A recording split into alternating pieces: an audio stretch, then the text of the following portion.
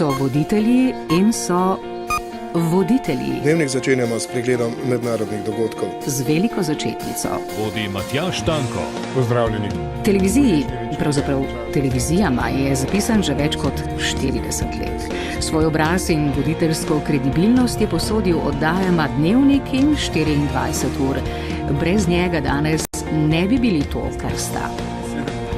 Izjemno razgledan profesionalec, eden redkih novinarskih skrbnikov in branikov zbornega slovenskega jezika, tudi za ceno konflikta. In predvsem zato, ker je odvedno zapisan slovenski kulturi, petju pri vodopivcih in ljubiteljskemu igranju. Večni pozitivec, ki življenjski nazor vpleta tudi v svoje delo. No, če ste pri volji, še sami zaigrate in zapojete, da se bo razlegalo v ta sobotni večer. Luciden, sproščen, humoren. Če ste mislili, da je medmnožje internet, torej iznajdba... Kaj si rekel? Prav, tako sem mislil.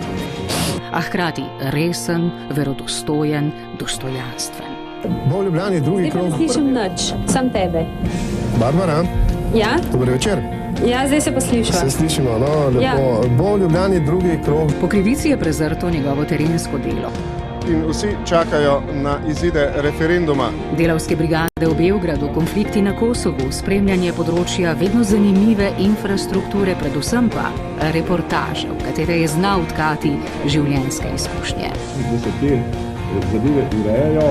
Kako velik je, poleg izjemne priljubljenosti med gledalci, kaže tudi to, da sta ga predlagali obe, Televizija Slovenija in Pop TV, kar se je doslej zdelo skorajda nemogoče. Poglejte, kako šumi slavo.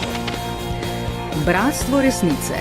Zaradi življenjskega prispevka slovenskemu novinarstvu in razvoju slovenske medijske krajine v svoje vrste sprejme Matjaža Tanka.